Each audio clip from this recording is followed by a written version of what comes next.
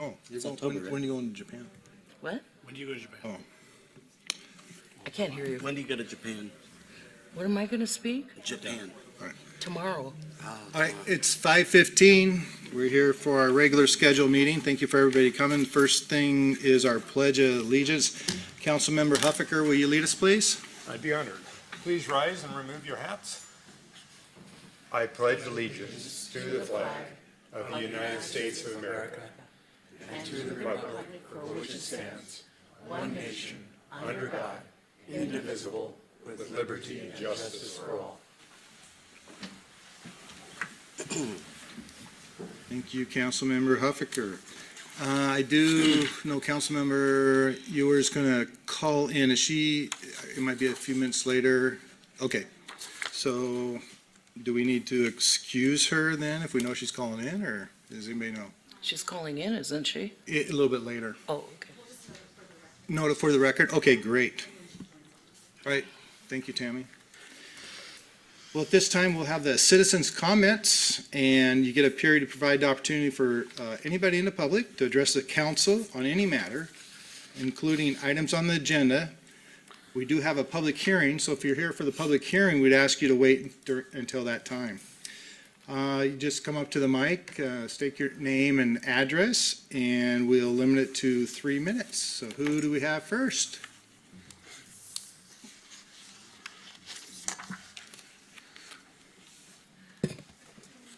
My name is Christopher Blank. I'm one of the homeless men here in town. I don't appreciate some of the community out there throwing stuff out the windows, hitting me with hard-boiled eggs, beer cans, especially after you die and you have your chest cracked. It really makes us irritated. And they're driving underneath these bridges and grabbing the motors and stuff. That ain't cool. It's just irritating some of the bad people we got out there. And you know who I'm talking about. What about them? This is the opportunity for you to use your 3 minutes. We don't respond in public comment. This is your time to talk. So and address that's what I us. got to say. Okay. I wish you guys would look into that. Come on up, sir. Hi, I live in the south end, where I live right down by where this gentleman, nice gentleman, might I say, he lives down there too. I know you guys opened up a safe park and everything, which is great. I mean, I think that's awesome if people are willing to not do drugs and everything, because you can't enter in those encampments without, if you're doing them. So I'm asking that you open up a safe spot where we can utilize our EMS, our funds, maybe put a dumpster down there so the city workers don't have to come down and pick up the stuff. Even though these people, I mean, there's wonderful people down there. I know them. I live like 50 yards from them, okay? The other thing is, it's not really a safe spot where they're parked around that circle. There's no lights down there, all right? Our officers come down in the area and there's, at night, there's nothing. There's no lights. I see 10 or 15 headlamps bobbing up and down. Like I say, these are good people. I know some of them. I feel no threat from them, but it's not safe. Like this gentleman said, people come down, they come, instead of going under the bridge, they come around, they go around Crescent and Snohomish, and they rev their engines and make threats there too. And there's young children living right there. There's 40-foot buses that have to come down and try to make that corner. And we got a motor home and travel trailer there, dogs chained up underneath where you can't see. And I'm asking for something about that. We need to start thinking about our younger generation. And I mean, y'all know as well as I do that in Seattle, everywhere in Washington, in the United States, it's a problem. We need to start making them, teaching them morals, respect, and what it's like. Treat your neighbors right, you know, whether they're homeless or they have a piece of property. They're your neighbors. Respect one another, help one another out, and teach our younger generation how to, let's bring them a better life, because what they got right now sucks. Thank you. Sir, could we get your name and number? No, thank you.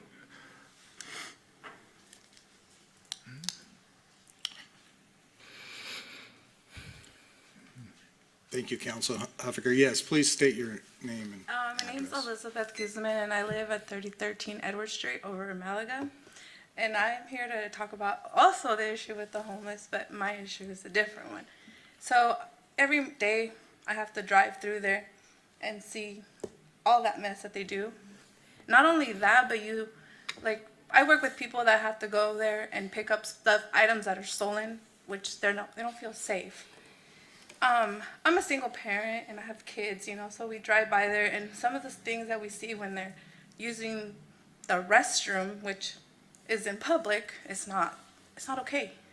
And then my kids having to see people using drugs. I'm not saying don't help them. I'm just saying, maybe not just in public. Like, there is safe houses that they have supposedly made for these people, so why are they not utilizing them? Why are they still camping out under the bridge, on the streets, and having propane tanks, which are not safe? We drive by there, and we're always constantly having to be careful with them crossing across the streets in front of you. So that's my concern.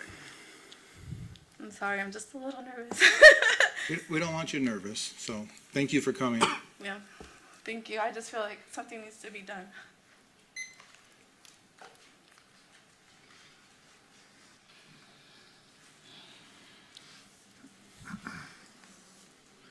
Buenas tardes, ¿cómo están? My name is Rafael Aguilar, and my address is 10 First Street, Suite 108, Wenatchee, Washington. And I am concerned about the safety of our bridge. I almost ran over a couple of people the other day, and I was paying attention to the road. If I wasn't, I would have hurt somebody. It was a couple. I know that I am a very good driver, but if somebody that was not paying attention, it would have been a fatality, or maybe a double fatality. That was last Saturday at night, 9 p.m. I crossed the bridge on the east side to come to Wenatchee, and that's what happened. I went around the corner by Aztec Burgers, and there was an ambulance there with a group of people that looked like they were homeless too, on the street, in the middle of the road. The ambulance was there, police officers were coming, and there was emergency preparedness plan. It was in place. But we were very slowly going around the wrong way on the street. And there were more people coming, and they were not paying attention to the traffic. So there's a safety concern. There is a safety concern that not only applies to the people from Wenatchee, but also from visitors that are using the bridge on a daily basis. I know how many cars go by. Do you know how many cars go by? It's over 75,000 cars on a daily basis, I believe. If I'm not mistaken, maybe somebody from the city knows. This is a time bomb ready to explode. So I don't know if the city already has plans to do something about the bridge. I know it's Department of Transportation, it's a state probably measure that needs to be taken immediate action. Like, we can't wait 30 days for you to approve an ordinance. That fence or whatever plan that you have to do, it needs to be like rented out and put it out on place right now before somebody gets run over.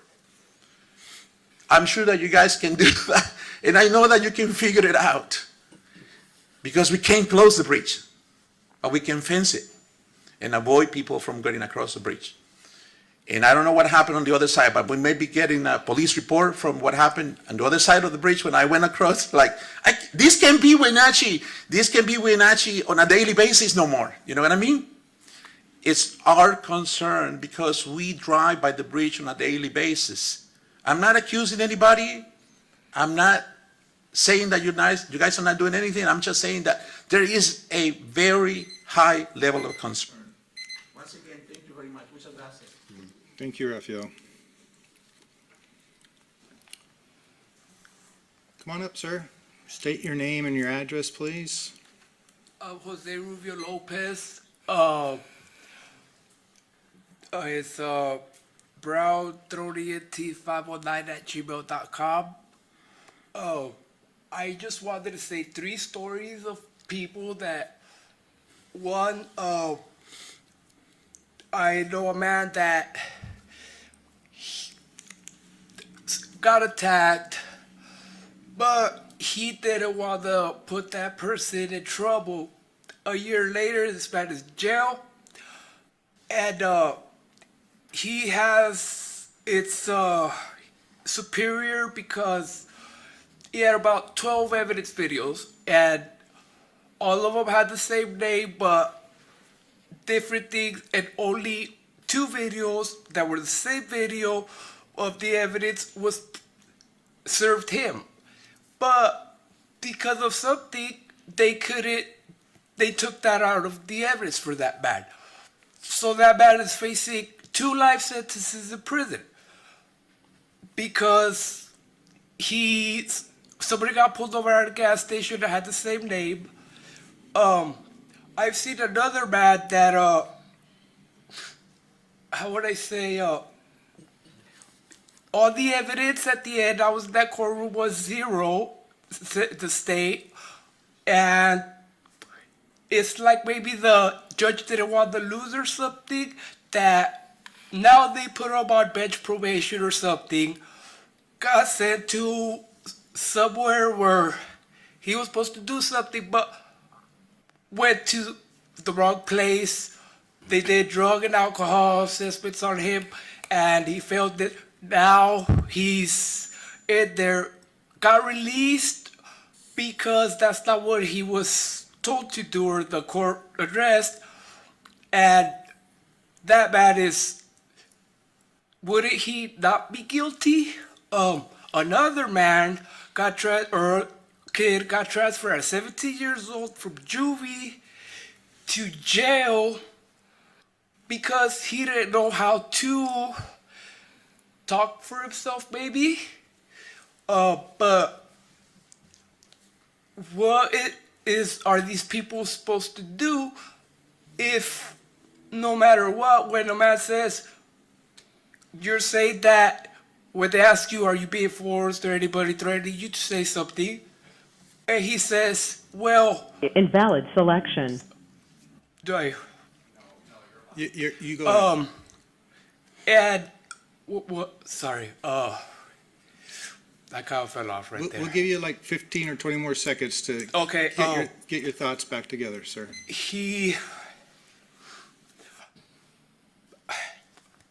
Is it okay if I kind of think a little bit and come up a little? Yeah, we have to kind of wrap it up to those. Okay, so.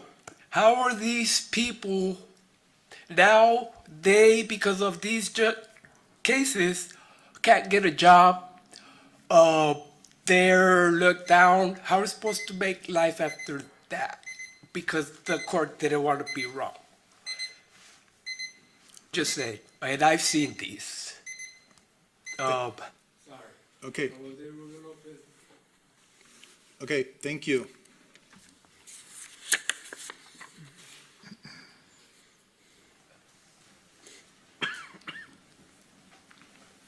Hi, my name's Mary Lewis, and I'm homeless and out in Malaga, out towards Malaga. I really think that we should have something like a tent city, like they had at Salvation Army. The first one, the man that ran it, he did good. He's a friend of mine. He goes around and he checks on people. Winter's coming up, and people are going to freeze to death out there. And if we're all in one area, we can help each other, and plus that would be easier on the city. They know where to find everybody if we're all in one area. And another issue is the safe parks. I had a friend just pass away. They don't do much patrolling out there in the safe parks. He was in the porta potty for 3 hours before somebody found him. I think they should do something a little bit better out there as far as patrolling the area. And the people there, I have a lot of friends in the state park, and I can't even go see them now because they're not allowed visitors. And I just got called for one of the tiny homes, and I'm not going to go to it because I can't have my grandchildren there. I can't let them come and see me and visit me. And family is everything to me. But I really do think there should be a tent city where the city knows where everybody is instead of having them wander off through the county and somebody freezing to death this winter. We can help each other. Thank you. Thank you, Mary.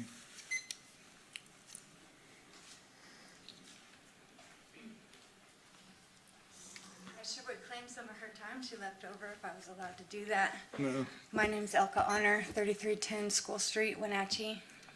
So I was here a month ago, and the Saturday following the Thursday of the meeting, my best friend got a call that her daughter had OD'd in that park under the bridge. She's 28 years old, and she had OD'd. We didn't know if she was alive or dead. For a half hour, we thought that maybe she was dead, and we prayed and prayed. I never heard a mother wail like that.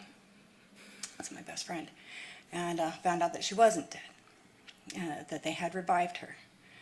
And sure enough, she was back down at that park on Sunday. I went right straight down to God. I was able to get her. She came with me. And I'm proud to say that today she went to treatment. So 6 months, hopefully, we'll have a shot at that. But the very same day, as I was loading her up into my friend's car, I got the call that I've been dreading, that my brother was on life support in Spokane. And so the same day that Navarre left, my brother died. I think I told his story last time I was here. There's nothing safe about this park. Can we at least rename it to fentanyl smoking's okay to do under the bridge park? Because that's what's going on. Nobody's safe there. I think that we can all agree on that. So Navarre's going to get out in 6 months. That's my best friend's daughter. Last place I want her going is this low barrier shelter. It's only myself, my friend, who is not here today because she's exhausted by how much work it took to get her to be willing to want to go to detox, to getting into treatment. I plan to write a grant proposal, let you all know exactly how much time, effort, money it takes to get somebody from under that bridge into a treatment facility. You have no idea. I do. I plan to inform everybody all about every step that it took to get Navarre into this treatment center. She's going to go in there for 6 months. Where is she going to go? I don't want to go into that pallet shelter or any of these tent cities, because that's where all the drugs are, and everybody knows it. If there's a protocol or a program or something that's supposed to be followed there, it is not being followed. Let there be no mistake. Tax money, everything, that's where they go to hook up. Everybody knows it. Human trafficking, child trafficking, drug trafficking. Yes, I said child trafficking, okay? That's what's happening in there. So, I hope that's all being factored in to the decisions about where this money's going and what we're going to do about it. I have a plan. I'll let you know about it next month.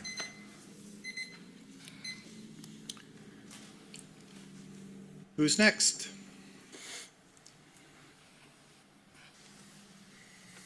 Wilson, homeless. I have a couple of things I'd like to discuss with you. For one, I made a statement last month about the city of Wenatchee not picking up the trash when they were supposed to pick it up. It was the state of Washington that didn't want it picked up. Okay, now I heard a radio show that somebody was on that said, do not give the homeless sleeping bags, do not give them food. And this person is like contradicting himself. First he wants to help the homeless, then he don't want to help the homeless. So what is it going to be? This is what I want to know. Think it's easy being homeless? It's not. spend a week with me out on these streets. I guarantee you, you will not be the same. That goes for each and every one of you. Come on down the street with me for 7 days, if you could make it. I don't think you got the kahunas to do it, for one. We're gonna need some place for the homeless. And the rescue mission is not the place. They lost 4 bodies there already, 4 people already. It's supposed to be a safe park. When I had my tent city over there, nobody OD'd, nobody died. Because I kept tabs on everybody. Unlike the safe park, which they don't. They like to sit in their office and play their games on the phone and not do their job. And I think it's pretty ridiculous to call it a safe park if people are dying in the bathroom in the porta potties and sit and left there for 3 or 4 hours and nobody does a damn thing about it. But everybody likes to point the fingers at the homeless. Where do the drugs come from? The dope dealers. Why don't you go bust them? Okay, stop blaming the homeless people because we're not all bad people. When I was coming through over there by the bridge, I helped them pick up all of the garbage. All of it. And I don't stay there. There are people like me in this damn town. I've been there 23 years. It has never been as bad as it is today. What I'm suggesting is we all come together and figure something out. Not whatever you think you should think that they want to do. I think they should do this. No, it's not your call. This is the land of the free and home of the brave. The last time I checked. And the freedom of speech. I'm always going to say whatever the hell I want to say, whether you like it or not. I like to be heard. Mama ain't raised no fool. Okay, your 3 minutes is up, sir. Yeah, I know that. I'm about to say you have a good day, but I'm not.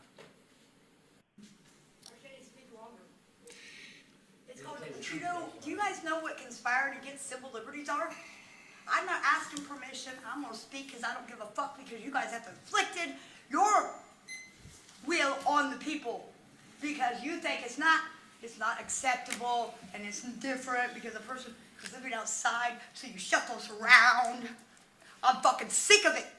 You force your fucking will on everyone. You dig it? Look up FBI website. Conspired against civil liberties. You know the Declaration of Independence? Grievances made known. You dig it? The whole leash thing.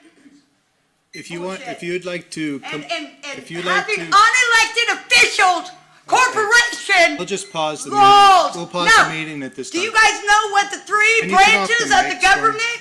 Do you know the Thank only you. people that have rule and law to rule are those that are elected, and everything else is a corporation? You dig that? Thank you. I'm done. Fuck you. How about that? Have a great one. Yeah, I'll be back. I don't get an escort out. You can back the fuck off. I mean, fuck you. Fuck you. What is your problem? You really gonna escort me?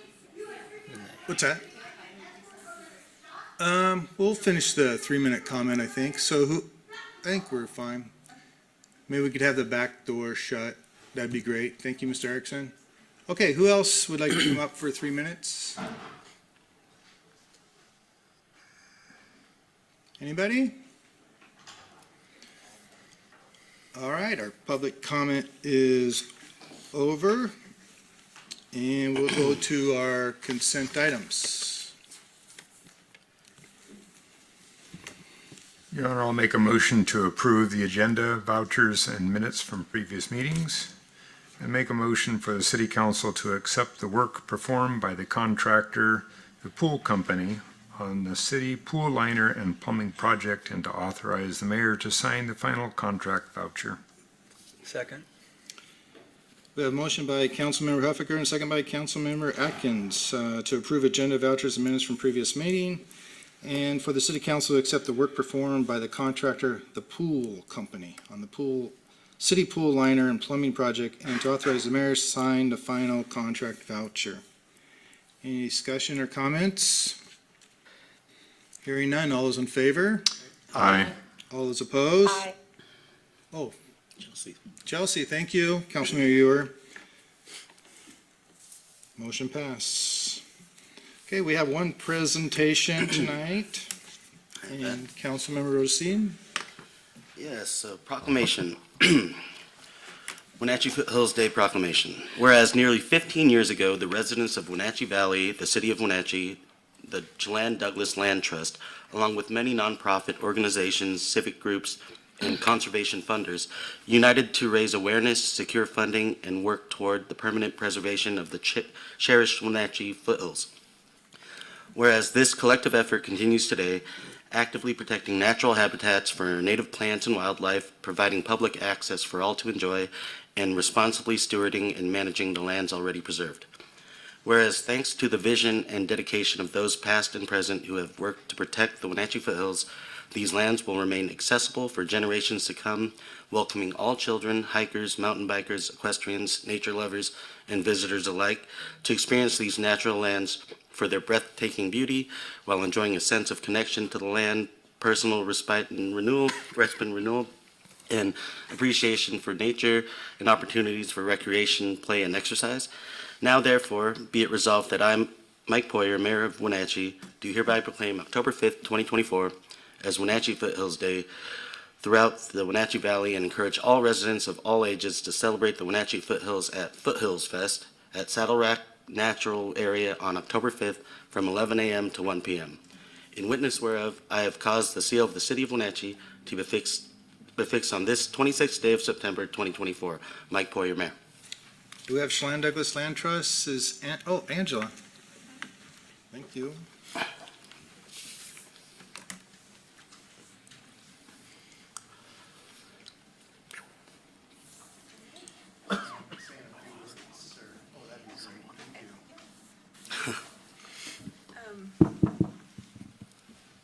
Thank you.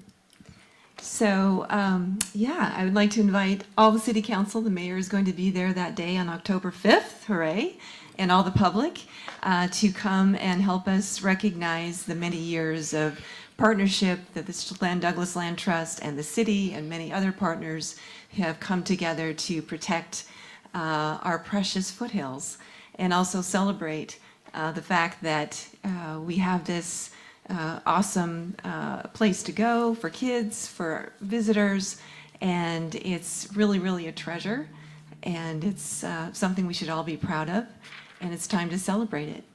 So, October 5th. And we wouldn't have this without this great collaboration.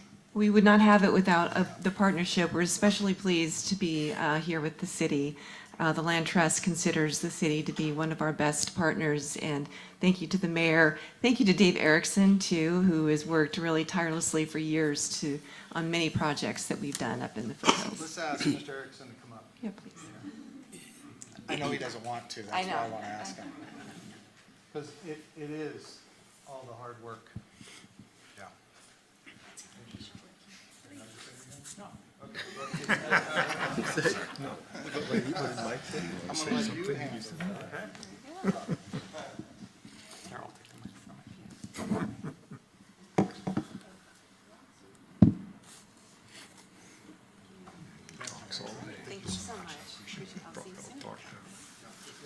Still has a presentation he has to do with it.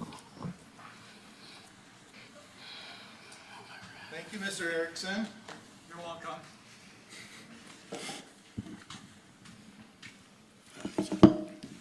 Handy that I have the next agenda item. Oh, perfect. Thank you, Council, Mayor, and Dave Erickson, Parks and Recreation Director for the city. This evening, I'm requesting that you approve ordinance 2024-21, which would amend section 6A18020 of the municipal code. That's part of our park code, and basically the amendment is just changing 2 words to help further define what city park areas are. Any questions for Mr. Erickson?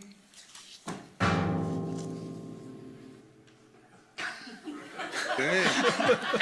That's our chief of police there. On order, SP. That's a new one. Edgar's in the building. It's like a doorbell of some sort. Dramatic 2 words. All right. And I think we needed that tonight. So, if there's no other question, I know this is. Can I make a comment? Yes, of course. So, last Thursday, I had a meeting with Mr. Erickson, and he invited me to go with him on their weekly cleanup at the George Seller Bridge. And all Parks and Rec staff were all there. He warned me beforehand to be prepared that there would possibly be needles on the ground, so I needed to wear boots.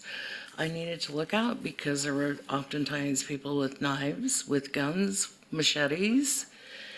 And so I went down with him, and it was pretty much what I was prepared to see, but it was worse than what I was prepared to see too. It was disgusting. There were people there openly smoking drugs or toking up on their whatever it was. I know it wasn't weed. And it was pretty serious. There were homeless people helping them clean up. They jumped right in, they know. It's disgusting. And this ordinance will simply give our police department another tool so that hopefully we can get this cleaned up and resolve the problem that we have. So, Dave, thank you, and thank your department very much for everything they do, because that was a disgusting job. It was 3 dump truck loads. That's a lot of waste and feces, the whole bit. So with that, I'll make a motion to approve ordinance number 2024-21, amending section 6A.18.020 of the Wenatchee City Code regarding the definition of city property. Second. With a motion by Councilmember Harold and second by Councilmember Cuevas to approve ordinance number 2024-21, amending section 6A.18.020 of the Wenatchee City Code regarding the definition of city property. Any other comments or discussion? All those in favor? Aye. Aye. All those opposed? Motion carries. Thank you for all your hard work.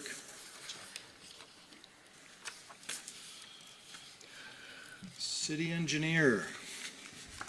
Good evening, Mayor and Council. City Engineer Jake Lewing.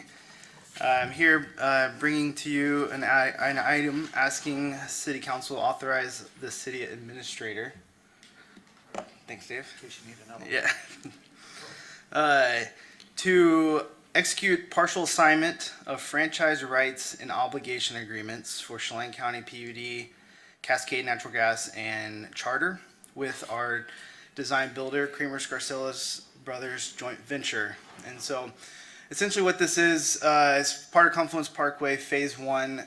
In addition to the bridge construction, the new roads, there's a significant amount of utilities that need to be relocated. These are all third-party utilities in addition to our city utilities. All the third-party utilities being relocated as part of the project are within franchise, meaning the utilities are responsible to relocate them to accommodate our project. What this agreement does is it legally transfers partially our franchise rights to the design builder so that they can enter into agreements directly with the utility. And that way, if there are delays or other claims against the utility, the design builder can enter into those with the utility directly. In the absence of this, we would continue to sort of be the middleman, and we would be subject to those claim-related or delay-related claims from the design builder. And so this is, I kind of put some references to the WashDOT utility manual. This is a typical process with design builds such as this. And if this is approved, the next step would be the design builder entering into those agreements, those relocation agreements directly with the utilities. With that, I'm happy to answer questions about it. So this is putting a liability on them and not being in the middle of this. Yes, Correct. and So the dates that they say will get completed on time Right. is their responsibility. And permitting them to work directly with the utilities, really to, I mean, the goal here is to have no delays at all. All these utilities, we have really good relationships and they're good partners, especially the PUD. We've been we're working really closely with them. They've actually already entered into an agreement with the design builder to help them do some of their design coordination. But again, this allows them to work directly with each other. Any other questions for Mr. Lewin? All right, I'll make a motion for City Council to authorize the city administrator to execute partial assignment of franchise rights and obligation agreements for Chelan County PUD, Cascade Natural Gas, and Spectrum franchise utilities with Kramer's Scarcella Brothers joint venture for the completion of Confluence Parkway Phase 1. Second. We have a motion by Councilmember Rosine and a second by Councilmember Atkinson for the City Council to authorize the city administrator to execute partial assignment of franchise rights and obligation agreements for the Chelan County PUD, Cascade Natural Gas, and Spectrum franchise utilities with Kramer Scarcella Brothers joint venture for the completion of Confluence Parkway Phase 1. Any other comments or discussion?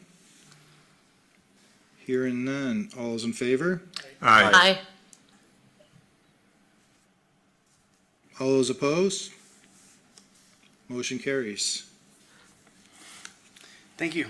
I'm still here at the podium. I have another item here. This one is bringing a change order to our current contract for Confluence Parkway North for design build services with our design builder. And so again, this is the portion of the project essentially north of Holly Street. Was not selected as part of the infra grant, but we have some additional funding to contribute towards that portion of the corridor, with the goal to ultimately deliver that. And so while we started our sort of validation phase, the design development on both Confluence South and North this past winter, we've been advancing all those activities, developing the target budget and our schedule and scope.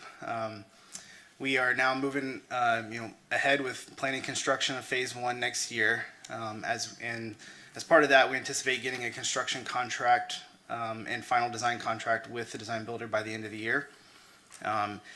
What this change order does is allow some additional activities on the northern part of the corridor to advance, again, to sort of taking a phased approach as we work through everything on our infra commitments. And so what this change order will allow us to do is to continue some geotechnical explorations to support the design of the new bridge over the river, to help us establish our footprint, locate the regional water main that's buried under the river there so we know exactly where it's at.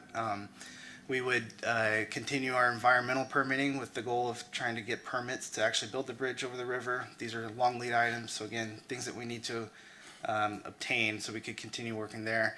And then doing some right-of-way work in terms of appraisals and some of those initial activities to support right-of-way acquisition in the Confluence North Corridor. The total amount of this change order is $720,000. It is we're still within our existing budget. This is all funded through the Move Ahead Washington state funding that was received. So no budget amendments required, but due to the size of the change order, it requires council authorization. In a nutshell, this is basically advancing some of Phase 2 as part of Phase 1 now, is that correct? Yes, same team. It's advancing Phase 2, but because of the federal implication, I want to be clear that there are separate contracts, but you're right. This is advancing elements of Phase 2 to kind of continue progress there. Thank you. Your Honor, I'll make a motion for City Council to authorize the city administrator to sign the Transportation Improvement Board TIB. I'm sorry, wrong motion. I'll make a motion for the City Council to authorize the city administrator to execute change order number 1 to task order CP North with Kramer Scarcella Brothers joint venture for the Confluence Parkway North project number 2201.3. Second. We have a motion by Councilmember Huffaker and second by Councilmember Hornby for City Council to authorize City Administrator to execute change order number 1 to task order CP North with Kramer Scarcella Brothers joint venture for the Confluence Parkway North project, project number 2201.3. Any other comments or discussion? Hearing none. All those in favor? Aye. All those opposed? Motion carry. Thank you. Another project engineer, Mr. Sharma. Good evening, Mayor and council members. I'm here to request a motion for City Council to authorize the city administrator to sign Transportation Improvement Board Consultant Agreement with Petit Inc. to provide design services for City Project 2407 9th Street Corridor Improvement. This is a corridor improvement from Miller to BNSF, and it converts 4 lane to 3 lanes, and bike lanes on both sides. And there's some signal work that will happen at Miller, Mission, and Wenatchee. That's the proposal on what this is supposed to do. So authorization to proceed with agreement between the city and the consultant. Are you in charge? Are you in charge of this one? This is Yeah. This is your. It's my yours. project. All right. Yeah. Great. Well, any questions? Tell us a little bit more about it. I mean, are we doing this for safety reasons? What are we doing? Well, it was done under safety. There was a study done by Petit. It was back in 2019, I believe was when the study was done. And this came from that study, the recommendation were made, and it was for safety. And it is also designated a bike route. So it serves that purpose. Thank you. Any other questions? When is this going to start? I'm curious, 9th Street is an extremely busy street. And I get that we're trying to do this for safety for pedestrians and things like that. I'm curious how safe this is going to be for bicycle lanes to be involved in here.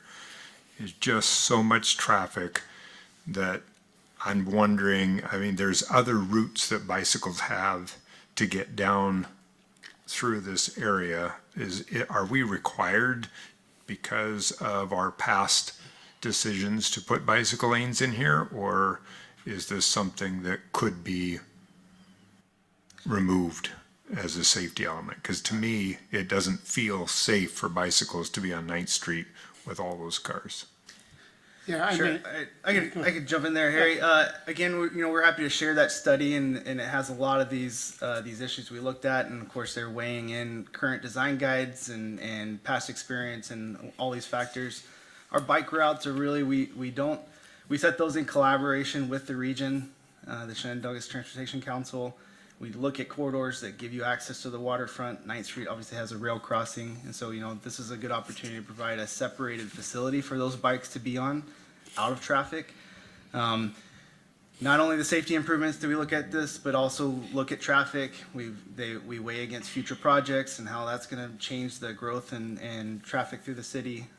This would also make some improvements to the signal. The one that we just got knocked over, and we have the temporary span signal up, we'll be able to widen that corner out to provide more space and move the signal arms back.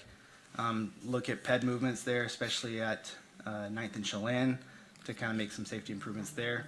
So there's a lot of elements, and we can certainly provide that study. I think that'd be probably a lot more informative than us trying to read it out loud here. Yeah, and yet we're being asked to approve this to move forward tonight. And I just wanted to share my concerns that I think this is the wrong place for bicycles. That street is just way too busy. This study obviously was approved by the council back when it was brought in, and it has gone through that process, the whole process of approval previously. Yeah. So we're following through what was recommended in this study. That's the goal of this project, is to implement what was already, it's down the pipeline. Well, I agree that we need to do it. I'm struggling with the safety for bicycles on that street. Your Honor, I'll make a motion for the city council to authorize the city administrator to sign the Transportation Improvement Board consulting agreement with Perdit Inc. to provide design services for the city project 2407 9th Street corridor improvements. Second. A motion by Councilmember Hornby and second by Councilmember Rodenstein for City Council to authorize City Administrator to sign the Transportation Improvement Board consultant agreement with Perdit Incorporated to provide design services for City Project 2407 9th Street corridor improvements. Comments or discussion? Hearing none. All those in favor? Aye. All those opposed? Motion carries. Thank you, Mr. Harmon. Sharma. I'm getting them all mixed up. I like Sherman. I like Sharma. Yeah. I see him in the hall, I just say Harry. I didn't know his last name for like 3 months. I just knew Harry.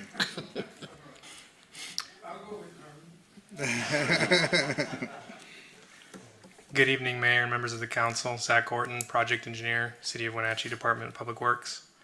I'm here tonight to request a motion for City Council to amend the budget for City Project 2213, Millerdale Ave Irrigation Canal Bridge, and authorize the City Administrator to execute Supplement Number 1 with KPG Somas to provide additional design services for a sidewalk gap located at the intersection of Millerdale and Lambert, and right-of-way acquisitions for the project as a whole.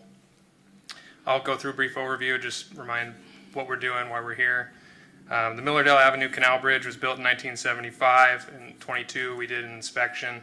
Has pretty severe delamination on the bridge deck, showing signs of leaching. It's settled pretty considerably because the foundation is at grade beams, not below the frost depth, and over time it's just shifted around. And in 23, we were successful in obtaining funding to rehab that bridge. At that time, we hadn't really observed the settling issue or anything like that, and determined that that was not the right solution for this bridge, and sought a scope revision with WashDOT. We're successful in obtaining an additional $500,000 in funding to do a complete replacement of the structure instead of trying to rehab the deficient structure that's there. Ultimately, we went out to advertisement to get a consultant to help us design this project and selected KPG Somas, and they've been working to help us advance that design forward. Currently, we're at a 30 to 60%, between 30 and 60% milestone on the project, and we're at a point where we're ready to start working on right-of-way acquisition and know what those needs are. Additionally, when we came to authorize for preliminary engineering, there was some comments and requests to look into doing a sidewalk gap at Millerdale and Lambert. And as part of this supplement, we're looking to incorporate the design of that work and look into what right-of-way acquisition needs might be there to actually build that and get it up to speed with the rest of the project. And with that, I would turn it over and entertain any questions you might have. I ride that canal crossing quite a bit, so familiar with the area. I'm curious, at this point, have there been any discussions with landowners about right-of-way or? No, that's where we're trying to get started here. So we're in the process of ordering title reports as we speak. This would allow them to actually start working on waiver valuations for any permanent acquisition or temporary construction easements, and then eventually, once we get right-of-way obligated and we're done with our environmental documentation, we'll start reaching out to property owners and making offers. I was looking at the map. I mean, a lot of that is, or a fair amount of it is just for construction purposes. Yeah, that's correct. There's a couple parcels on the south side of the structure that we will be acquiring some right-of-way primarily for relocation of an existing gas line because the bridge is getting wider. So very minor permanent acquisition needs for the project. Thanks for keep the pressure on this. We don't want someone to fall in a hole in the bridge that collapses. So thank you for keeping the pressure on that. Absolutely. And finding some more money. Absolutely. To be clear, the sidewalk gap would be funded with city arterial street funds. We're showing about $27,000 for preliminary engineering and some money for right-of-way. The right-of-way may not be necessary. It's just to make sure we have what we need to move forward. I'll make a motion for the city council to amend the budget for City Project 2213 Millerdale Avenue Irrigation Canal Bridge and authorize the city administrator to execute supplement number 1 with KBG Somas to provide additional design services for a sidewalk gap located at the intersection of Millerdale Avenue and Lambert Street, and right-of-way acquisition services for the entire project. Second. We have a motion by Councilmember Atkinson and second by Councilmember Huffaker to amend the project for City Project number 2213 Millerdale Ave Irrigation Canal Bridge and authorize the city administrator to execute supplement number 1 with KPG Somas to provide additional design services for a sidewalk gap located at the intersection of Millerdale Avenue and Lambert Street and right-of-way acquisition services for the entire project. Any comments or discussion? Hearing none. All those in favor? Aye. Aye. All those opposed? Motion carries. Thank you very much.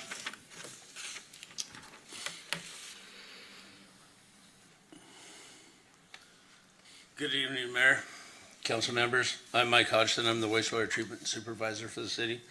I'm here to request a motion for the city council to amend the general service contract to RH2 for continuing their on-call design and programming support, along with the additional scope, and authorize the city administrator to sign the contract.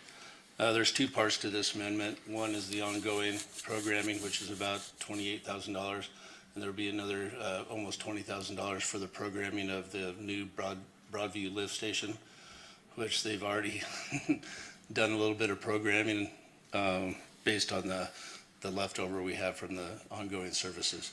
Right now, we have about $7,000 left. This will take our contract through June of 25, and then early first quarter, second quarter of 25, we'll close this contract and reissue one brand new, since this has been going on since 2020, just so it'll be under $100,000, and I don't have to come to you guys for approval.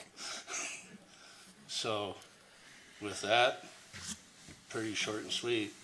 Trying to say you don't like to come visit us? That's not, I'm gonna come back for money. I guarantee that, Keith. I know he watches the budget very well, so.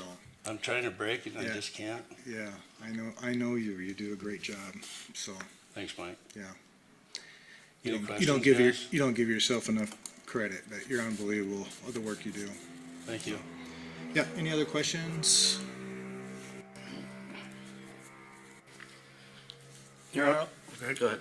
Your Honor, I'll make a motion for the city council to amend the general services agreement contract for continuing to provide on-call design and programming support services with additional scope and authorize the city administrator to sign the contract documents. Second.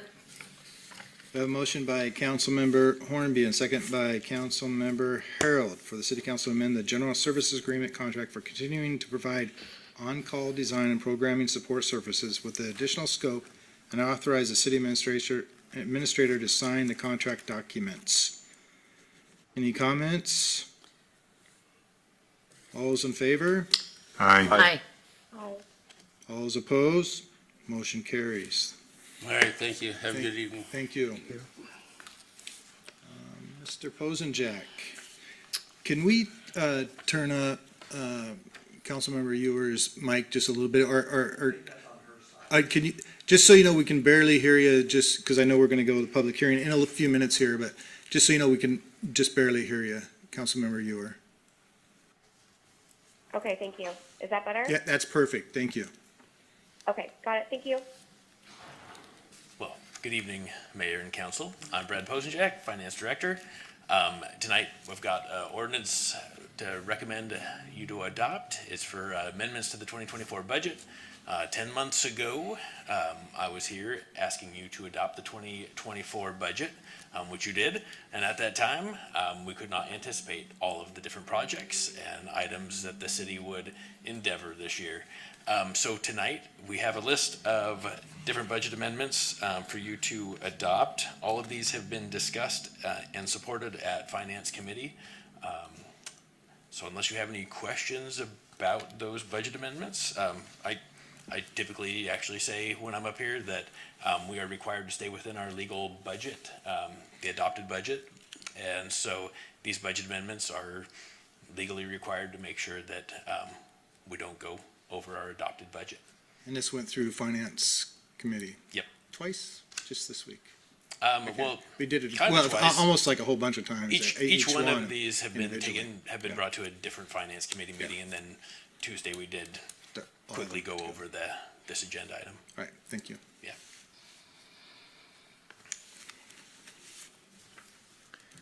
Your Honor, I'll make a motion for the City Council to approve ordinance number 2024-22, amending the 2024 budget as adopted by ordinance number 2023-22, as amended by ordinance number 2024-10 to revoke, recall, or decrease all or a portion of all of total appropriations provided, and entering findings that this ordinance is in the best interest of the city. Second. We have a motion by Councilmember Huffaker and a second by Councilmember Harold for City Council approved ordinance number 2024-22, amending the 2024 budget as adopted by ordinance number 2023-22, as amended by ordinance number 2024-10 to revoke, recall, or decrease all or a portion of total appropriations provided, and entering findings that this ordinance is in the best interest of the city. Any comments or discussion? Hearing none. All those in favor? Aye. Aye. All those opposed? Motion carries. Thank you. How long is the pavement preservation going to be? Does anybody know? Just like a half hour or what? I'd say 30 minutes. 30 minutes. Okay, do you guys want to take like a 5-minute break now, or do you want to go through the public hearing and then take a 5-minute break? What would you guys like to do? Take a break. Take a break. Okay, we'll take a 5-minute break now.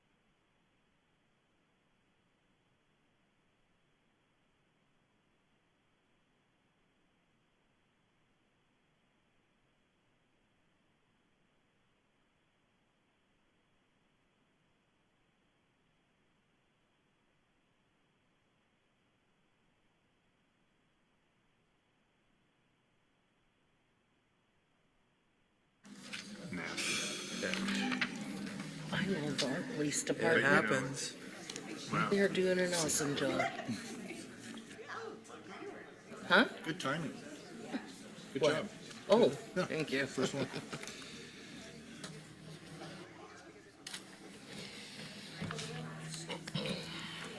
Yeah. And our Parks and Rec too. All right, Councilmember Hornby, back to work. Oh, gosh, yeah. Pretty good. And you rode your bike? I can ride bikes, I can't run. Okay, we have everybody. Councilmember Ewer, you're still on the line, right? Yep, I'm here. Oh, thank you so much. All right, we are going to our public hearing. I'd like to call the public hearing in order regarding amendments to Wenatchee City Code Title 10, zoning chapter 10.50, signs, and chapter 10.72.050, non-conforming signs. The public hearing was continued at the September 12th, 2024 meeting to today, the September 26th, 2024. First, I'm going to ask staff to provide a brief summary of what the prior meeting, followed by public comment. For those wishing to provide public comment, I request you just come up and speak to the microphone, address the issue that we're talking about and relevant to this matter, and not to a personal nature. Public testimony will be limited to 3 minutes. And let's see, ordinance 2024-20 was tabled at the September 12th public hearing. Do we have, we need a motion to, Your Honor, I'll make a motion to take from the table ordinance number 2024-20. Second. we have a motion by Councilmember Huffaker and second by Councilmember to take the motion from the table, ordinance number 2024-20. Any comments, discussion? All those in favor? Aye. Hi. Aye. All those opposed? Motion carries. Are you could do a brief summary, get us back up to speed? Absolutely. Good evening, Mayor, members of the council. My name is Stephen Neuenschwander. I'm the Assistant Community Development Director. And just as a brief overview from the agenda report, in 2019, the city began a process of looking at signs and then added billboards to that. And by a separate ordinance, the city adopted an amortization timeframe for billboards, so a 10-year timeframe in which existing billboards would be required to be removed. Some billboards are subject to the Scenic Vistas Act, and there's a requirement there that the city would be required to purchase those, compensate property owners to have those removed. That ordinance was approved by the City Council and was subsequently appealed to the Growth Management Hearings Board by Outfront Media LLC. As a part of that Growth Management Hearings Board appeal process, the city and Outfront Media entered into negotiations to see if we could come to a resolution without going through the full appeal process. As a result of that, the mediation or agreement was that the city would consider a new digital billboard in a billboard area, so between 5th and Springwater on North Miller. And in exchange, if that ordinance were approved, Outfront Media would remove 7 billboards and would drop their appeal. And so that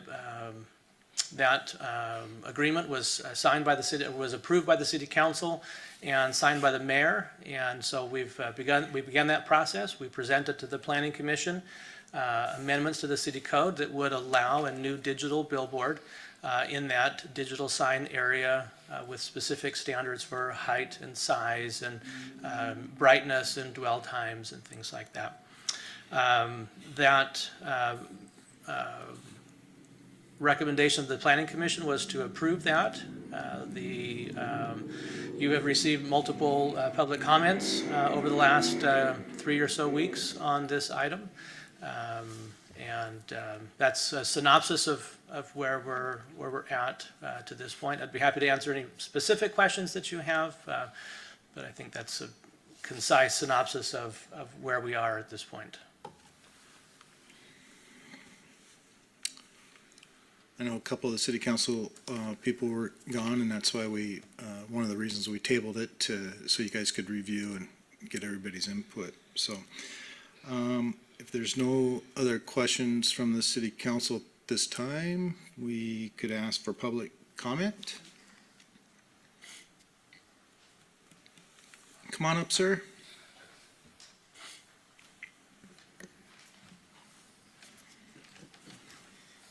Good evening, Mr. Mayor, council members. My name is Dan Drew. I'm with Outfront Media LLC. It's good to see you all again. I wanted to give a little bit more background on the settlement agreement that has resulted in the ordinance change that's before you tonight, especially in light of some of the written testimony that's been submitted and some of the verbal testimony you heard in the last meeting. A little bit redundant to what you just heard, but the wheels were set in motion when the city adopted the sign code revision in 2019 that would require all billboards to be removed by 2030. As you may or may not know, the majority of the signs in Wenatchee are on a state highway, which under state statute would require the city to compensate billboard companies for removing those signs. I'm certain that Outfront and the 3 other billboard companies that have signs in the city would also take the position that compensation would be due for the signs on non-state routes as well. Given that the possibility that the city might not desire to compensate the billboard companies fair market value for the loss of their property, a number that would likely well go into 7 figures, the signed settlement agreement represents the most economical way for the city to ensure there will be fewer billboards.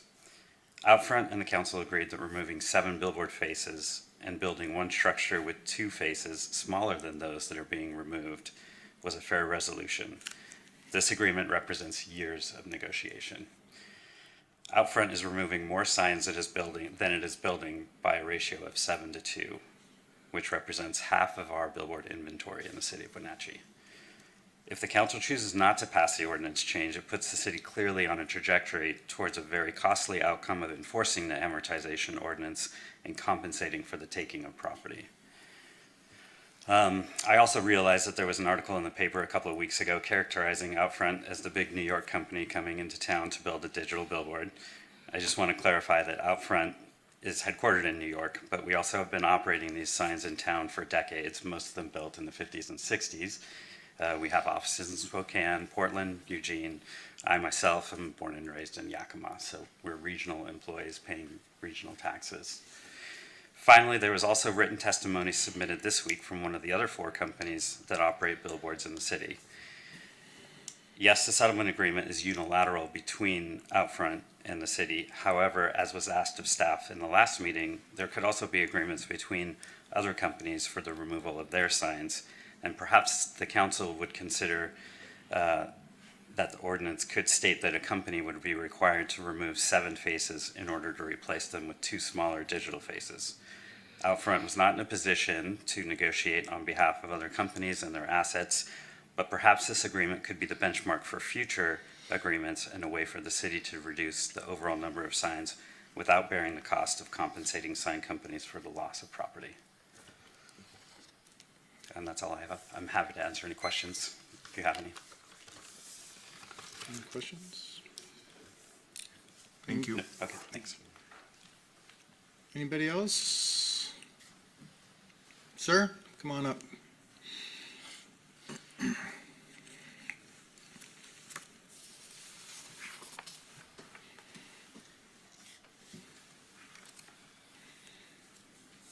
May it please the council. My name is Russ Spidell. I think I know all of you.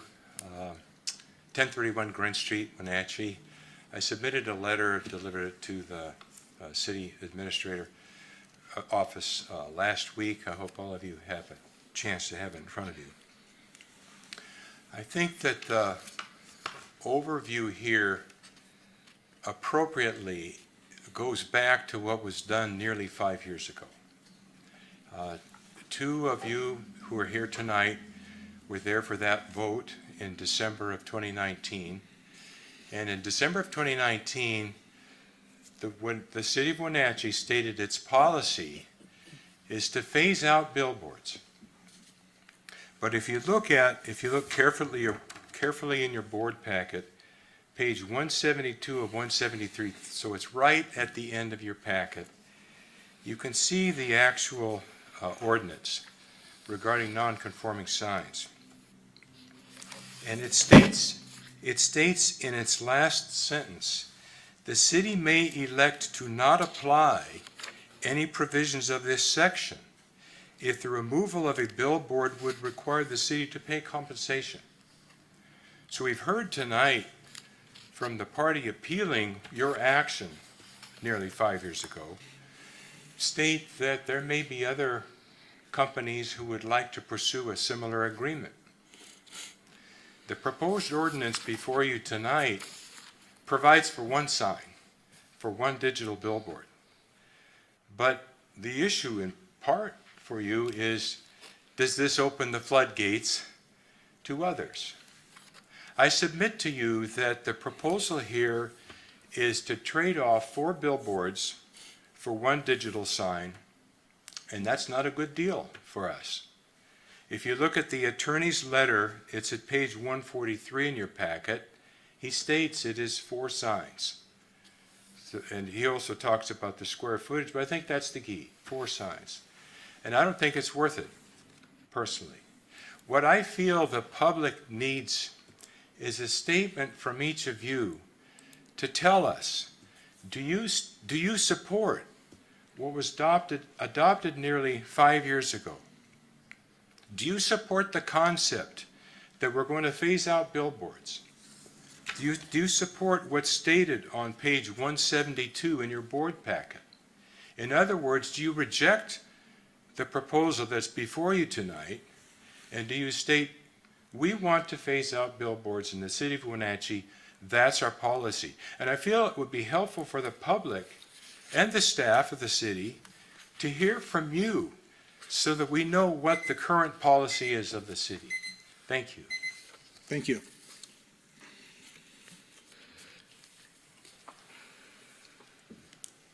Another gentleman coming up.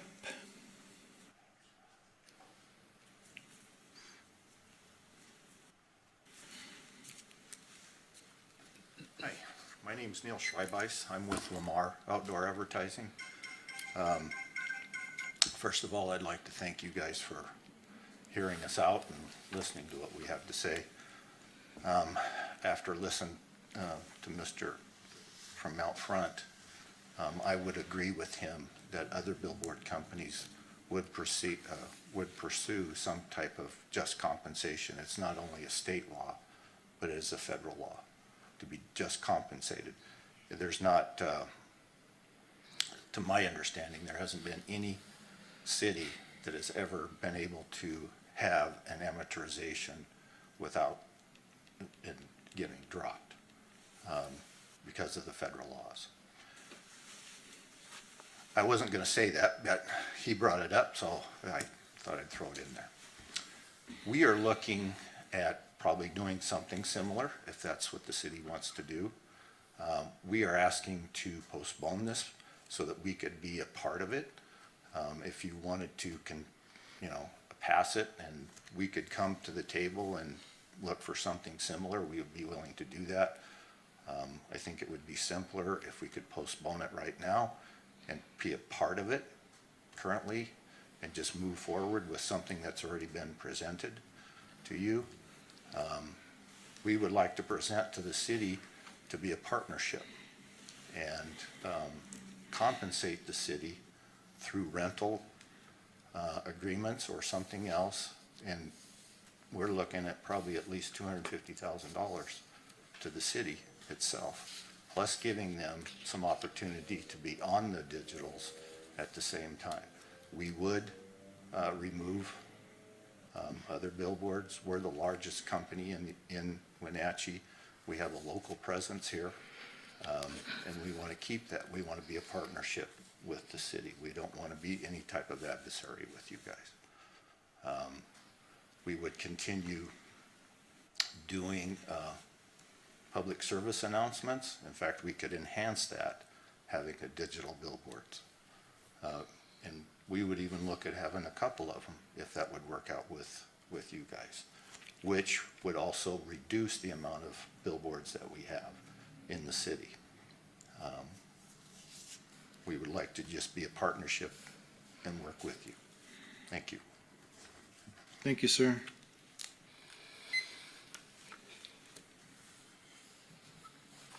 Anybody else? Seeing none. Turn it over to the council. We get maybe some questions, comments, if we want to just go around. How would you guys like to do this? I think we should do a motion so that it's by the rules, and then we can have a discussion after the motion. All right. On that note, Your Honor, I'll make a motion for the city council to adopt ordinance number 2024-20, amending Wenatchee City Code, chapter 10.50 and chapter 10.72 relating to digital boards. Can I, sorry, one second. Are you finished with the public hearing? Everything's been considered?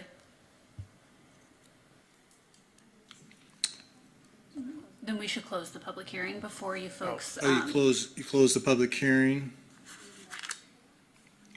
I had it afterwards, so I, If you're done with all your considerations, we should close the public hearing first. okay. I'll close As the, far as public comment, yeah, well. correct? Yes, Yeah. and then council And can then- do their okay. motions and discussions for adoption after that. All right, well, public hearing is now closed. So now, can we have a, Let me read it again. Sure. yes, please. Motion for the city council to adopt ordinance number 2024-20, amending Wenatchee City Code, chapter 10.50 and chapter 10.72 relating to digital billboards. Second. We have a motion by Councilmember Hornby and second by Councilmember Rodestesian for City Council to adopt ordinance number 2024-20, amending Wenatchee City Code, Chapter 10.50 and Chapter 10.72 relating to digital billboards. Any comments? I'd like to kick it off if I could. Please. So I do remember the amount of work that city staff put into the original ordinance. I mean, it went on for years, as I recall. It got tabled a few times. Then we got business owners and the public involved. And Glenn, I believe you spearheaded that, and you guys put in a ton of work coming up with the ordinance you did. And we appreciate the amount of work you put into it.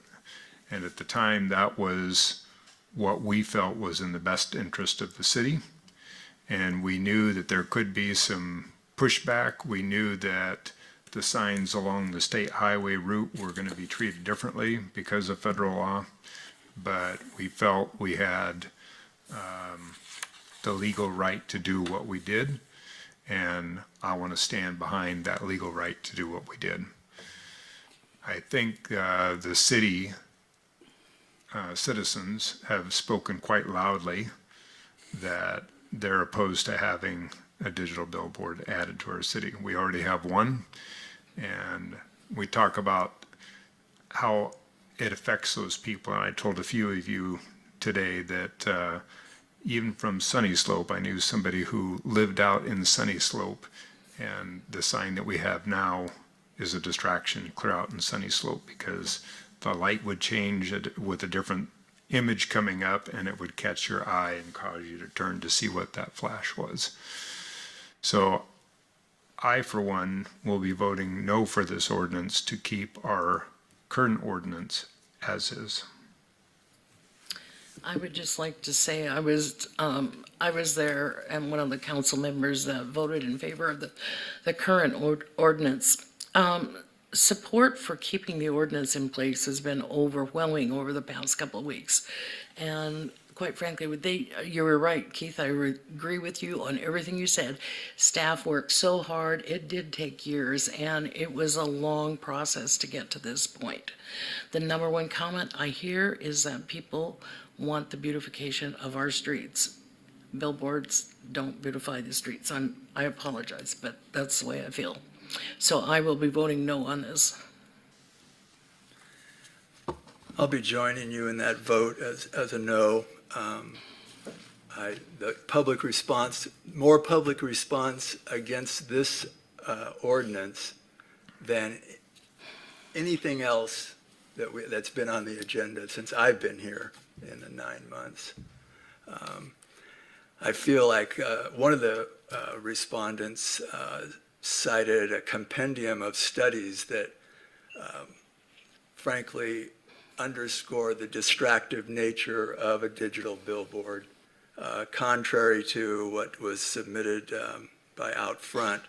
That particular study has been critiqued, and it's even noteworthy that even though it's still on the Federal Highways website, it's not, it doesn't have a number, so there's some controversy around that study. Yeah, I think it's just from an aesthetic and a safety standpoint, it's, for me, not even a real question. Councilmember Ewer, would you like to have any comments regarding this? Just that I'll second what's already been said. I agree. I've had many concerns about this from the get-go, and just the overwhelming response that we've received from the community in regard to this topic we have to really, really take that into consideration. So I appreciate all the feedback and the information that we've received, and I think I personally can say that I can make a decision on this now, completely educated in my opinion, and ready to make a vote on that. Thank you.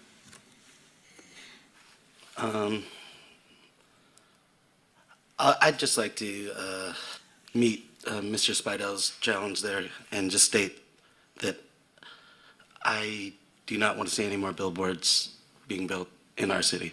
So that's how I feel. And I think it's noteworthy, Top, that you've taken down a billboard. I have. Councilmember Hornby, do you have any comments? Nothing additional. Councilmember Cuevas? Just top of my head, as a business owner, I know for a fact that when you see a business up on the billboard, you think I might need those services. The moment you apply for those services, you're going to pay a big price. And to me, that's not good business. Best business is the word of mouth. That's the best business. And to beautify the city, honestly, ever since I was young, I don't know why we have billboards here in Wenatchee. I'm going to say no on this. Any other comments from the city council? Well, we have the motion. All those in favor signifying by saying aye. Hearing none. All those opposed? Aye. Aye. Aye. Motion fails. Okay, we go to a presentation, pavement program update. Who's working on that? Hello. Hello. Sorry to bring you a presentation so late in the day, but hopefully we can keep this quick and informative. So I'm here to talk to you folks about, I'm Charlotte Mitchell, Senior Project Engineer. And I'm here to talk to you about the state of our streets here in Wenatchee. So colorful. I'm trying to bring the party. So here's what we're going to be talking about today. Yay, pavement. And then we're going to talk about past, present, future, and then some goals that I have come up with, have come up with for our pavement program, just to help us be better. So, yay, pavement. We have 244 lane miles of pavement. I apologize to some of you if this is, like a review. I know some of you have been around longer than others, but I was trying to catch everybody's knowledge and maybe try to get us all on the same page here. So we use something called a Pavement Condition Index, or PCI, you'll hear me say that a lot, to score our city streets every 2 years. The numbers go from 0 to 100. And 0 means the road is just utter garbage, it's rubble, and 100 means we just paved it in that moment. You know, it's kind of like a car. When you drive off the lot, it starts losing value, but for the minute you pave it, then that's 100. Oh, sorry. And then, so we also group them into clumps. So 0 to 25 is very poor, 26 to 50 is poor, good is 51 to 70, and very good is 71 to 100. So I've got some examples here. They might be kind of hard to see on here, but I tried my best. So this is Miller Street. It's south of Red Apple Road, and it's a PCI of 88. It's in very good condition. This is 5th Street west of Western. This PCI is 58, and it's considered good. You can see some cracking there, but overall, it's mostly whole. This is Franklin Street, so this PCI is 43, so you can see the jump down to the 43. You can see there's a good amount of cracking here, and this is considered poor condition.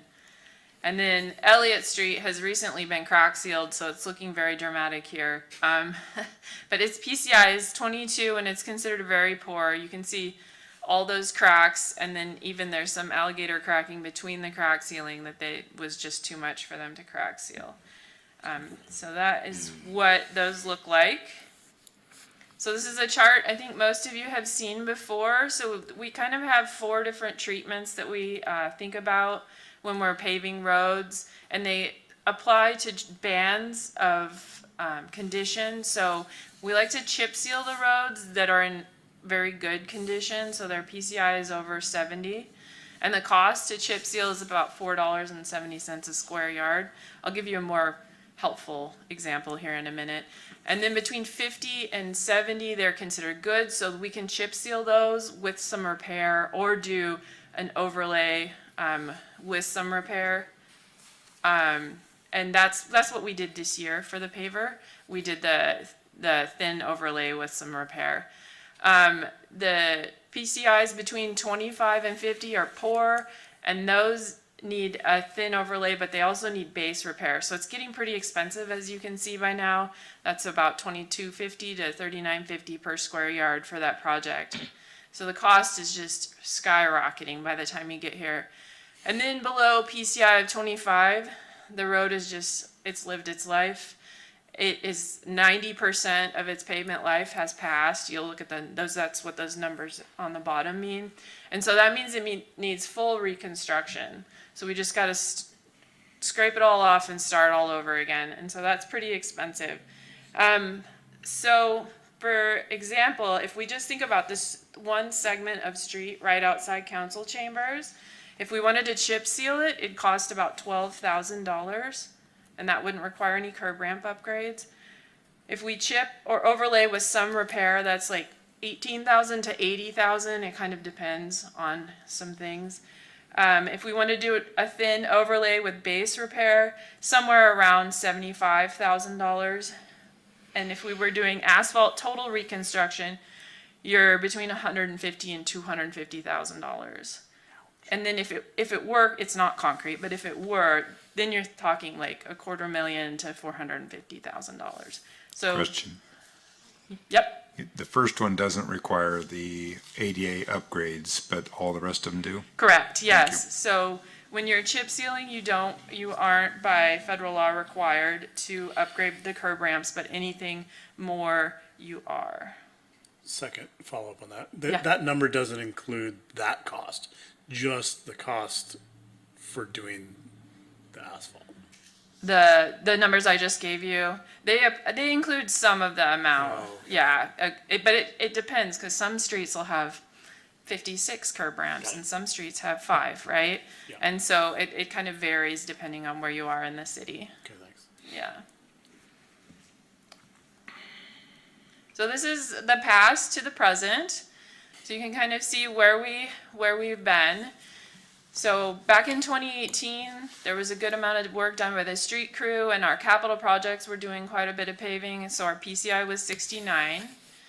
In 2019, we invested $4 million, and resurfaced over 15 miles, mostly of the arterials, and so that raised the PCI to 70. In 2020, there was 3.7 million invested. That got 6.5 miles, Invalid selection. and that kept the PCI at 70. In 2022, we're just skipping over the COVID there. We invested $5 million and resurfaced 3.5 miles of arterial streets. It also included bike and pedestrian improvements at Cherry and Orondo, and that kept the PCI at 70. And then you'll see in 2023, we spent less money, $2.5 million, and the PCI dropped to 67. And then 2024, we spent $2.2 million, and the PCI dropped to 66. So this is our current state of our system. This is a screenshot out of a program called Street Saver. This is what we use to track our streets, and it helps us tell us what we should be doing. So the top right corner is our average PCI in the city. It's 66. The bottom right corner is our remaining service life in years. It's 18 years. You can see in the top left, it's talking about historical pavement condition trends. You can see it's going down. Top middle says how many arterial streets, collectors, and residentials we have. Bottom left talks about pavement type. You can see we have very tiny amount of concrete, and then it's all either asphalt or asphalt over asphalt. What's the top right 58 percentile? So when you compare us to cities that are similar, we are at 58%. And a couple years ago, we were like 70%. So this is talking about Street Saver, that program that I use that helps us figure out our streets. So it weighs the streets by type. It gives a little more weight to arterials because there's more cars on them, right? So we need to pay more attention to them. So they get a weight of 1. Collectors get a weight of 0.72, and residentials get 0.55. So it's just kind of trying to stack the odds so that the roads with the most traffic get the most care. Then we have what's called deferred maintenance. You might have heard that before. So that's the stuff that we just can't do because we don't have enough money. We can also sometimes call it unfunded backlog. Rob Jammerman had this really great metaphor he would use. And the idea is if you don't paint your house and you don't paint it, eventually you have to replace all of your siding, right? Because your siding has gone bad because you haven't painted it and kept up on it. So that's the idea of this deferred maintenance, is if we don't take care of it, it's just going to continue getting worse and worse over time, and it just gets more and more expensive to fix it. A really good example of this is Okanagan. So that road had a PCI of, I think, like 23, you know, where maintenance paved it this year. I think the PCI was like 23 or 28, so really low. And that's at the point where I am not spending pavement preservation funds on it because it's too expensive. I'd spend all my money just on one little portion of it. So we're trying to triage the roads that are in better shape and keep them going, right? But maintenance has been getting so many complaints about it, and they've been spending a lot of time on it, right? Going out and fixing potholes. So they decided that they would rent a plane and plane it and repave it. So that is a plus for them for sure, because I couldn't help them out because it just didn't make sense for my program, right? So I'm excited to see how that road does over the next couple years. This was what we did this year, what we paved, a little bit of Maple Street, Seattle, Welch, Brown, a little bit of Garfield and some of Harrison. And then we also restriped Maple west of Western to add bike lanes. Next year's project, we're planning to do a chip seal. I'm gonna try to do a chip seal every 3 years so we can kind of group all the chip sealing together. This is just a preliminary plan. I haven't gone through and refined the scope. There's no way we're gonna be able to do this much, but this is how much Street Saver is saying we should do. So it's a little bit all over the city pretty much. So I would put some scenarios together and just to just so we could see what would happen. So if we did nothing, currently we have $2.2 million, right? But if all of a sudden we had no money, this is what the PCI of our city would do until over the next 10 years. So right now we're at a 66, and in 10 years it would be a 42, and the deferred maintenance is up around 80 million. With our current budget, we have $2.2 million a year to spend. So you can see how it's declining it looks like about a point every year. So in 2035, we'll be down around a 53. And our deferred maintenance is 64 million-ish. So we're interested in talking about the future because our current funding scenario doesn't look so happy. In the past, the city council has directed us to maintain a PCI of 70 in this city. And so the funding in the past couple years hasn't really allowed us to keep up with that. So I ran Street Saver and I said, what do we have to do to get back to 70 and then maintain it, right? So it's saying that in 2025, which I know this is kind of past, it's too late to do this, but we would need to invest $7 million to get us back up to a PCI of 70 average. And then every year thereafter, it's about $4.2-ish million that we would need to keep this city at an average PCI of 70. So then the question is, well, why don't we just lower the bar a little bit and maintain a PCI of 65? So then we don't need that $7 million influx because we're not down to a 65 yet. But then you can see we can spend the 2.3 million next year, or 2.2-ish that we have, and then every year after, though, we're still going to need more than the amount of money that is currently allocated to paving in the city. And then also the deferred maintenance is higher for maintaining a PCI of 65 versus maintaining a 70, right? Because you're kicking more down the road. Which is this slide right here. This shows in the orange, that's what we have been told we should be doing, is maintaining a PCI of 70, and that's how much the deferred maintenance will grow over time. The yellow is if we went down to a 65. The blue is what we have right now. So in 2035, we'll have $65 million in deferred maintenance. That's just roads that we can't get to, we can't fix, because we don't have the money. And then the do nothing, which obviously we're not going to do nothing, that's just in there to show how bad it would be if we did nothing. So here's the different scenarios. You can have a PCI of 70, which would be $7 million the first year to get us back up, and 4.2 the following years. And our deferred maintenance would be $37.6 million. We could lower our standards to 65, and then we would need $4.1 million each year after next year. But you can see that that makes a difference in our deferred maintenance. I think is it $13 million in deferred maintenance difference. With our current funding, what we have now is in 10 years, we're going to have a PCI of 53, and our deferred maintenance is going to be $65 million. And in the do nothing, you can see that it's just basically pretty terrible. So I have some goals for our pavement preservation program. I want to work to continue integrating engineering, maintenance, and utilities so we're a little more cohesive. I think there's some room for improvement with us to work well with them. I think we're well on the way. We can just refine our system a little. I think, maintenance doing what they did on Okanagan is great because that helps them and us. Also, I'm planning to continue using the latest pavement management techniques to make the best with the money we have.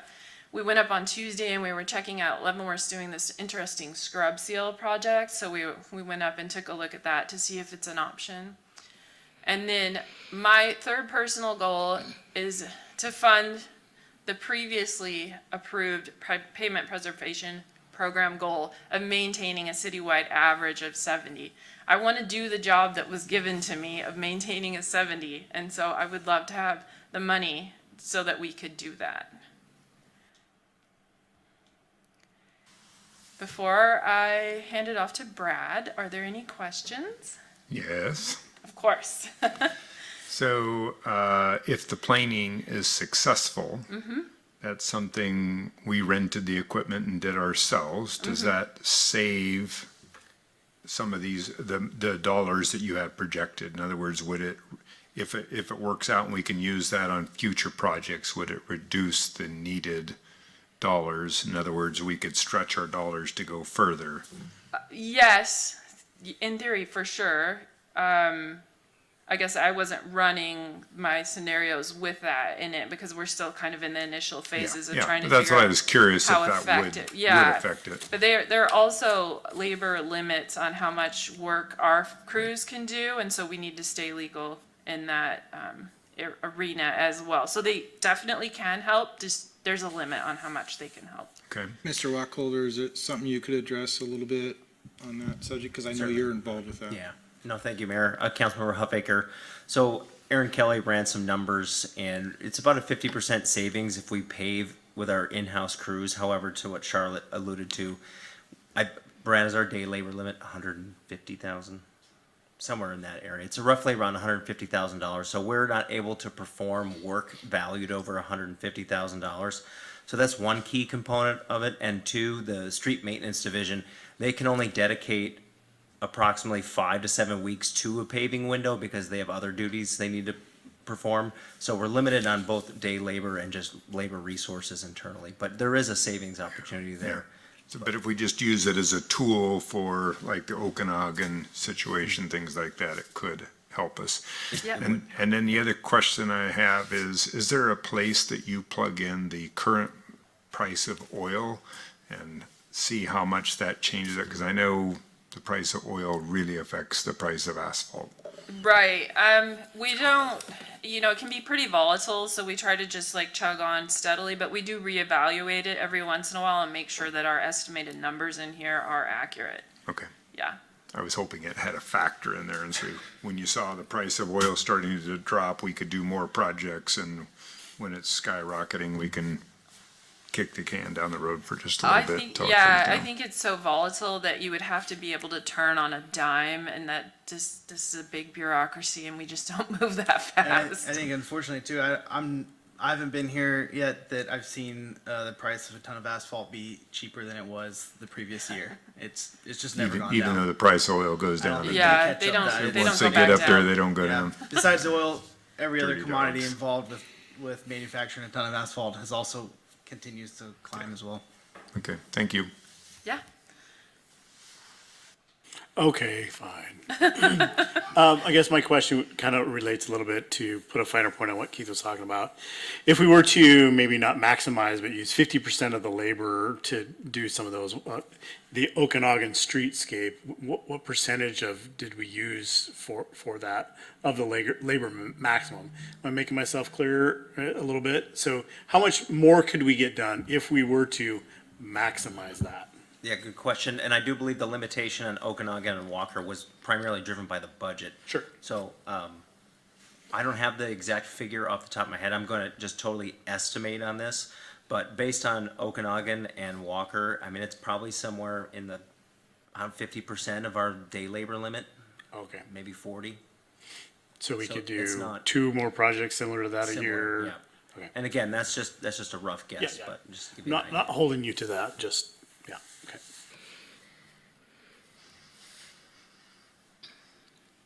That was it.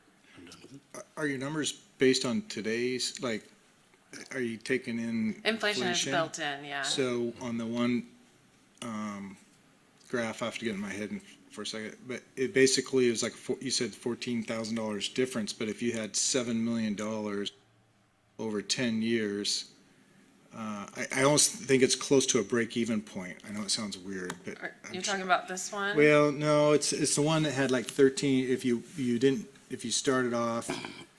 This guy? Does anybody know what I'm even talking about? Go back. apologize. I don't have it here. Right here, okay, so there was a spread of somewhere like 13 million if we did a certain number, but by the Right. time you take, if you didn't spend $7 million and you had it in a bank account, deferred costs, and after 10 years, that $7 million would have been $12 million, and all of a sudden, it's like, well, I don't know if that's much difference. I don't know if it's so bad to, I understand you want to do your goal of 70, but I don't know if it worked out much difference if you had it at 65, I guess is what I'm trying to get to. PCI? The deferred number was like 14 million, I think it was.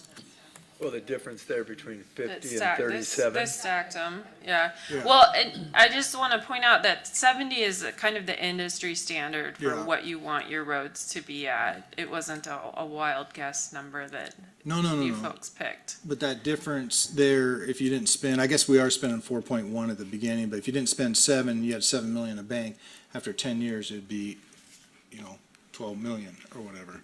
Except you'd still have to You're spend still 40. behind, I get it. And as he said, every year you delay, the price of asphalt goes up a Yeah. little bit more. Yeah, and I think Charlotte had a great graph, that very first one. As the pavement declines, the cost to do the same treatment goes up.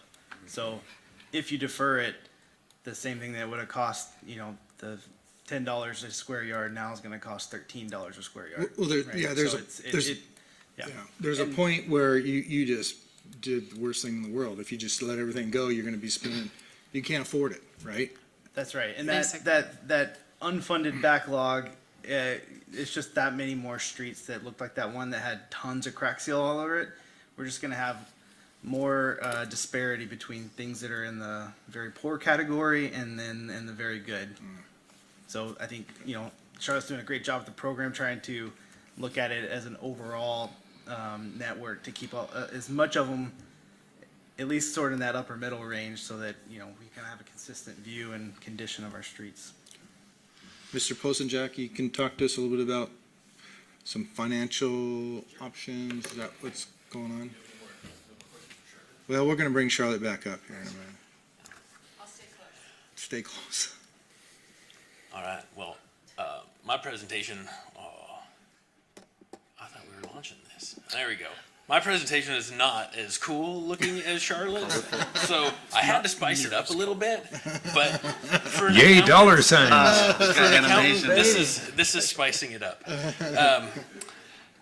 So as Charlotte explained, we are currently funding this at 2.2 million, and really, even for that 65 PCI, we need that 4.2 million. So we've got a $2 million hole to fill, and so I'm here to kind of talk about where would you find that, and how could we get that 2 million. Before I get into that specifically, I thought it'd be nice to just take a quick overview of what the city does spend on its streets in a year and what the different functions are. So each year we spend probably between 7 and 10 million on streets. Some of that difference depends on how the dollar amount of grants we get typically. And so we have 3 main buckets that we use for streets. So we have the street maintenance fund, as you can see, roughly 3.8 million a year. Most of that is funded with our general property tax. Our general fund is putting money into that fund. And that street maintenance fund goes to potholes and crack seals and snowplow and sweeping, all those things that I'm sure I'm oversimplifying it and making it less than it is. So that's the street maintenance fund. The arterial street fund also receives a little bit from property tax as the match portion for all the grants that engineering is able to get. And so that can vary between 2 million and 5 million a year of work that's being done. And both of those first two funds, both of them are completely tapped. We have used some of the reserves of those funds over the last few years to help out the street overlay fund to try to get that number a little bit higher above that 2.2 million. So some of that has been used. So then the third bucket is the one we're talking about. We call it the Street Overlay Fund. It's used for the Pavement Preservation Program. It's currently funded at 2.2 million. That funding comes from a 0.1% sales tax that council implemented 2 years ago, and then half of our real estate excise tax funds. So focusing on that pavement preservation fund, again, we've got the sales tax, the real estate excise tax making up the 2.2 million, and so we have a $2 million shortfall. So how can we cover that $2 million shortfall? The one option is the city has already dedicated half of its REIT funds, real estate excise tax, to the pavement preservation program.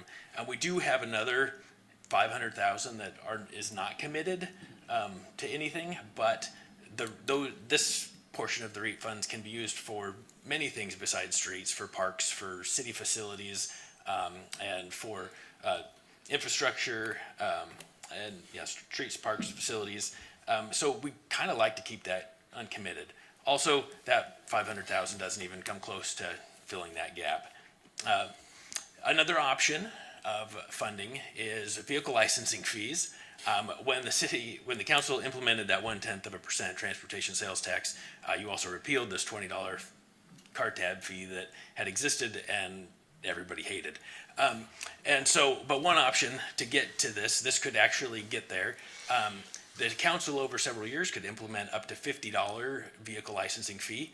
And that would almost get us to that shortfall of 2 million, but not quite. So what would really fix it with these funds would be a $60 card tab fee that would have to be approved by the voters. I wouldn't hold your breath on that one. Another way to get most of that money is using the banked capacity of our property tax. So because of situations that happened several years ago with the fire department reorganization, the city ended up with 1.9 million of property tax capacity that it has not taken. We typically just take the 1%, but there is 1.9 million that could be councilmatic, could just do that, and it would get us close to that shortfall. Another option of funding would be a property tax levy lid lift. So this could basically, there's capacity, if the voters, this has to be voter approved, but there is capacity to basically double the city's portion of its property tax if the voters did a levy lid lift. It could be anywhere in the range between 0 and 5 million in revenue to the city. The other option is there's a voter approved additional 0.2% transportation sales tax that could be voted on, and that could bring in 3 million and cover that shortfall. The question that comes to my mind after that is which one of these options is the easiest for our residents to swallow. Kind of making some assumptions about our average household, assuming average household or home value, assessed value of 500,000, which I'm thinking is maybe a little bit low. And if an average household licenses 2 vehicles, spends about 20,000 per year on taxable goods. Going back to these previous funding options that I talked about, that real estate excise tax, that uncommitted 500,000, that wouldn't cost anybody any additional. We have that in the city's funds, but again, that does not cover the shortfall. Vehicle licensing fees, assuming people have 2 vehicles, if you did the 60, if the voters approved that $60 vehicle card tab fee, that would cost the average household $120 if they've got 2 cars. If you have 5 cars at your home like I do, it's a lot more than that. Taking banked property tax capacity is actually still a little bit spendy for a homeowner. If you've got a $500,000 home, that would come out to about $170 per year. If the voters did approve a property tax levy lid lift for the full, and again, that previous bank capacity wouldn't quite get us up to that $4.2 million level we want, because that'd bring 1.9 million in. So if they did a property tax levy lid lift for the full 2 million, that would be about $180 per resident, slightly more than that, 1.9 million. The last one, and you can see while I'm going to be talking about this in a few minutes, is that a 0.2%, if the public voted to implement that, would cost the average household about $40 a year, and it would raise more than enough that would be needed for that that gap. So, as I mentioned, I want to talk a little bit about that voter-approved sales tax. Our city's current tax rate is 8.8%. And of that, 2 years ago, you approved that 0.1% sales tax. State law allows that transportation sales tax to go up 2.3%, but those next 0.2 have to be voter approved. And to fully fund that shortfall, we would need both of those 0.2. It does have to be on the ballot, voter approved, and it has to be reinstated by the public every 10 years. It's not a one and done thing. It does have to go back to the voters every 10 years. So going back to the slides that we had that show the 3 buckets, that voter approved sales tax would cover that $2 million shortfall, and it would also give another $1 million for other street funds.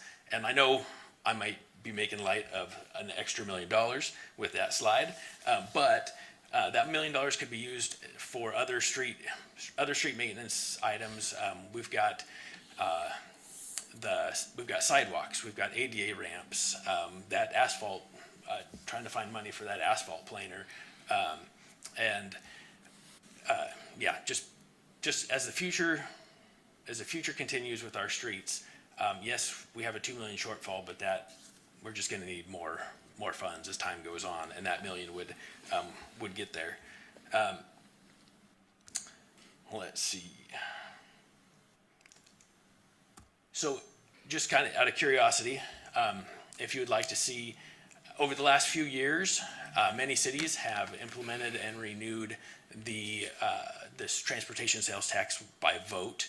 These are the different cities that have done that. A lot of these were new taxes. But a lot of them were renewals. You can see there were 2 votes that failed, and the one in Cowlitz County, Kalama. They ran it 1 year and it failed, and then a couple years later it passed. Maybe, I don't know the story on that, but maybe they saw the degradation of the PCI. I don't know. And so that just kind of gives an idea of general voter approval on both sides of the mountains. So the timing of a sales tax, if we wanted the sales tax to go into effect January 1st of 2025, we're too late for that. But probably the most reasonable would be to try to get it on the August primary election for 2025. And that would require council to adopt a resolution to put it on the ballot by April. So, decisions. So I know that you may not be prepared to make any decisions right now, and so I'm not asking for any kind of answers to any of these tonight, unless you'd like to. But so basically, the questions that we need to address for staff for the pavement preservation program. First, does council support generating additional revenue to provide the pavement preservation program complete funding? And if the answer is yes, then would council support asking voters for their approval of a 10-year 0.2% increase? And then if the answer to that is yes, then we will start moving full steam ahead on trying to put that together to be able to fund that pavement preservation program. Brad, can you remind me the 1/10 and 2/10 for Town Toyota Center, when does that expire? Currently, at least the 2/10 is set to expire in 2042.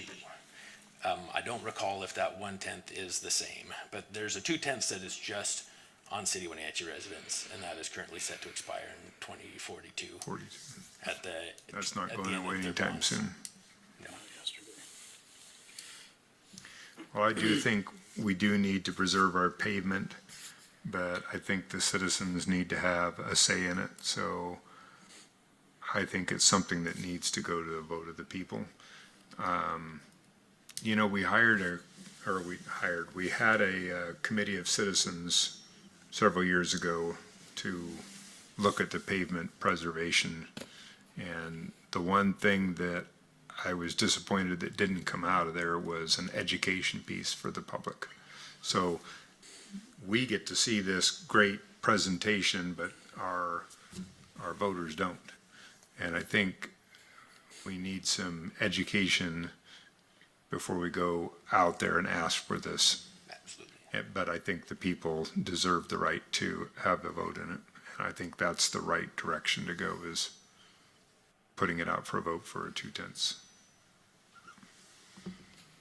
I have to agree with Member Huffaker is that there does need to be a significant education piece. I would like to see us go to the public and ask for a vote on this.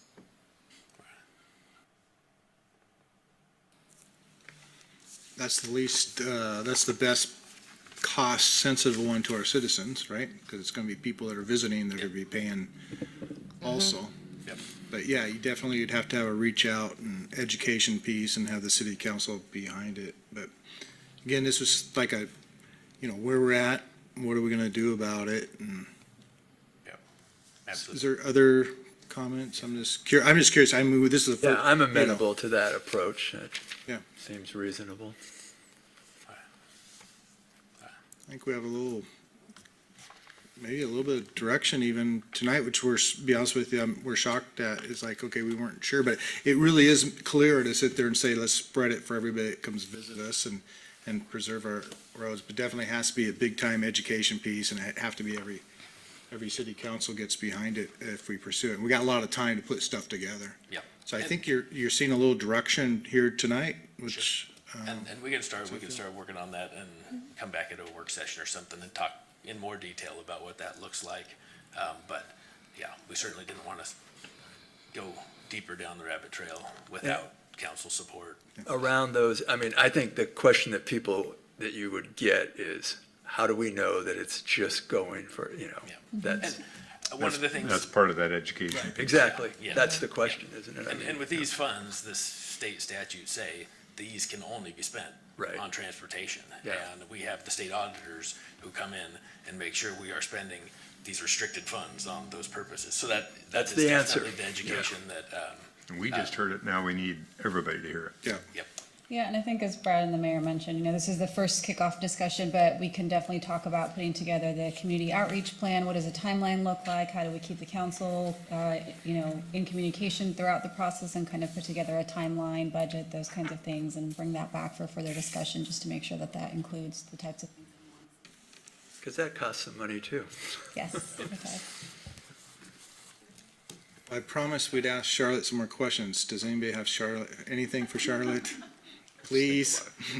Does Charlotte like this idea? I love this idea. I mean, I'm all about pavement. Let's get some more out there. Make That our was gonna roads be my better. question, is how much do you love pavement?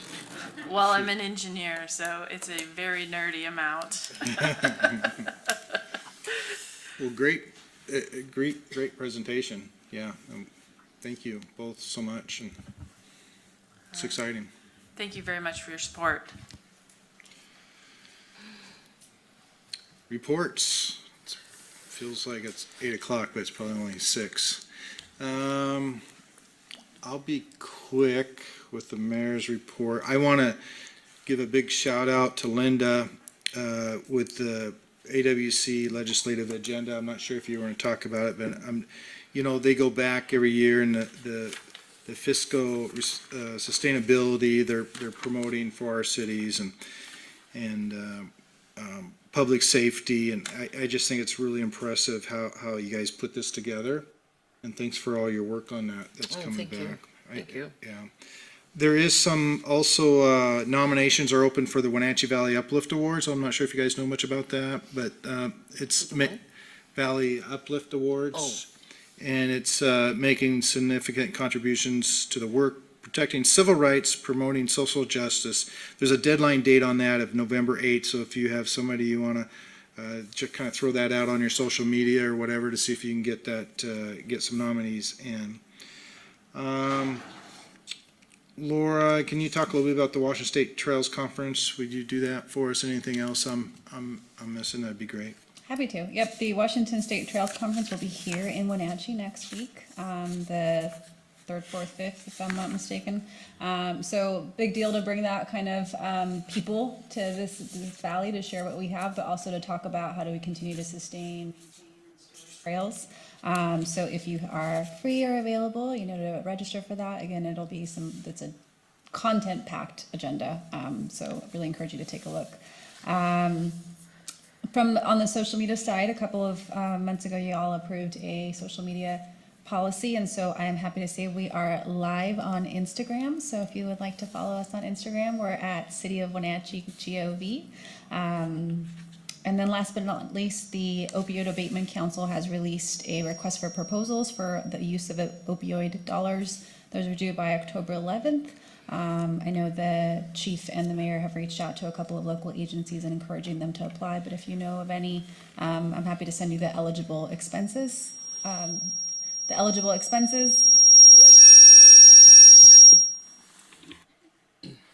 Wants to go home. Your 3 minutes is up, ma'am.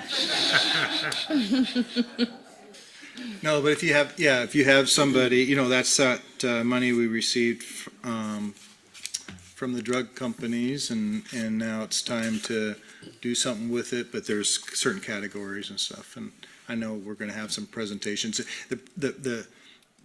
It's gonna come to, as a group. It doesn't mean we get to do what we want within our realms, but it's gonna come through Chelan, Douglas, City of Wenatchee, and East Wenatchee are gonna all get them all at once. We just thought that'd be better for, let's say it's drug and alcohol counseling or something that comes to us. It'd be better presented just for all of us at one time, so. And then we'll come back to us to make those decisions where we think it's appropriate to bring that opioid money. I think it became very clear tonight that we have a huge need. Yes. That's an understatement. City council, what have you guys been up to? You can go around or any chime in? I'm along with Laura and Austin, is it Slaybaugh? Yeah. Are participating in the Citizens Academy, getting close to about halfway through that. Wore my shirt tonight, but great program and heartily recommend it to anybody that's interested, yeah. I'll go next if no one else wants to. So, Mayor Poyer talked a little bit about the legislative priorities that AWC put together. Fiscal sustainability was at the top of the list. They want to revise the arbitrary 1% property tax that has been in place for more than 20 years and adopt a new cap that could go up to 3%. So that was interesting. Behavioral health treatment capacity. We have facilities across the state, but we don't have enough. And it's just a huge problem. Housing supply, public safety was huge on the list as well, and supporting our police departments, and then infrastructure investment. So those are all really good things. I want to just bring up Glenn DeVries and I on yesterday, went to Columbia Valley Community Health. It's a new facility over in East Wenatchee. And we met with Dr. Ann Batdorf. She oversees the behavioral health section, and the new building they're building is going to be for behavioral health. It's really exciting, and Glenn's going to work with her further. Our homeless program doesn't allow for such things as mental health treatment and substance abuse. We just don't have the dollars for that, so it's really important that we partner with the various agencies throughout the city to accomplish this. And she was really excited about working with us, so he'll be working more on that.